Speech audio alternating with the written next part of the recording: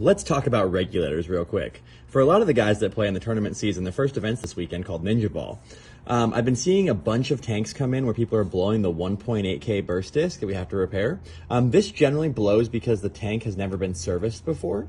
And so what happens with this burst disc, and the whole point of this is if the regulator stops regulating, it won't allow a failed regulator to overpressurize the gun into the actual marker itself. And so instead it blows this burst disc. But generally what that means is that inside of that regulator, I've already pulled the screws out of this bonnet. And if you're ever going to pull these off, you want to make sure it's completely empty first.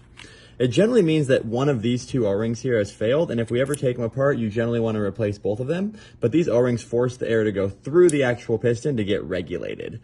And that's what those actually do. There's also a few more O-rings that we like to replace, but a basic reg service is anywhere between like $15 and $25, depending on the parts you actually need.